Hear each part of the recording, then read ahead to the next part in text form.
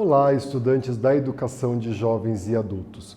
Neste vídeo nós vamos falar sobre crise e decadência do Império Romano, né?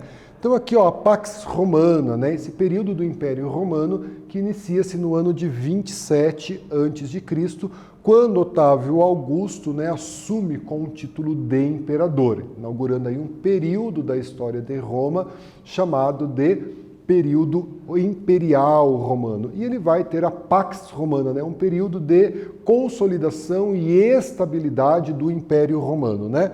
O Otávio Augusto vai se apresentar como, né, defensor da paz, vai conservar as instituições republicanas, dando aí uma aparência, né, de legitimidade ao regime. É um período de romanização, né, das províncias, né, essa imposição da cultura romana, da organização romana para as províncias conquistadas e que faziam parte do Império Romano, né? Tornando-se imperador, ele vai ter então controle do exército, ele passa a controlar o exército, né? E esse título de Augusto, né, significa venerado, divino, né? E através de manobras políticas ele torna-se líder do Senado e o título de príncipe, né, o primeiro entre os cidadãos. E o Otávio Augusto vai propor aí algumas reformas, né?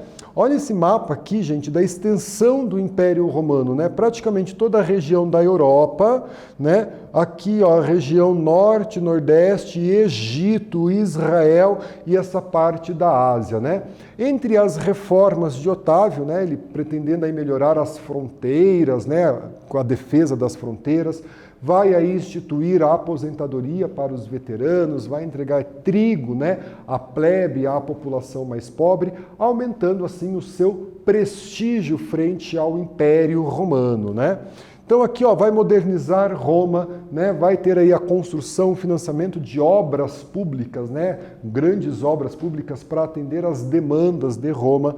Vai aí essas reformas, né, propostas por Otávio Augusto, traz aí esse período de estabilidade conhecido como Pax Romana, né? Até aí por volta do século IV, quando a gente tem uma crise e decadência do Império Romano, né?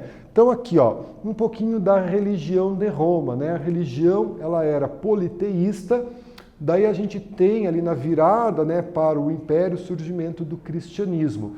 E o cristianismo vai se tornar, no ano de 380, a religião oficial do Império. O cristianismo era uma religião, no período do Império Romano, muito comum para a população mais pobre, né, que via, né, essa possibilidade de chegar aos reinos dos céus, a agradar a Deus, através do cristianismo. Percebendo, né, essa popularidade do cristianismo nessa parcela da população, tornam o cristianismo a religião oficial do Império, uma maneira aí de manter essa unidade do Império. Trago aqui alguns problemas, né? Os gastos excessivos com a administração do Império. Cada vez, né, com uma extensão territorial maior, nós vamos ter aí os gastos com o Império. E esses gastos, né, com estradas, com a construção de obras públicas, salário de soldados, aposentadoria, faz com que cada vez mais seja necessário o aumento dos impostos, né? E ninguém aqui gosta que os impostos aumentem, não é verdade? Os aumentos do imposto causam uma insatisfação popular, né? Além da desvalorização da moeda e a inflação, que é outra coisa que a gente também não gosta, né, pessoal?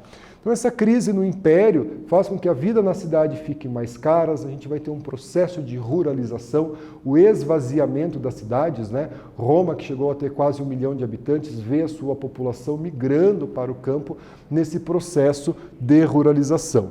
Além de tudo isso, nós temos as invasões bárbaras, né? Povos não romanos passam a invadir regiões do Império.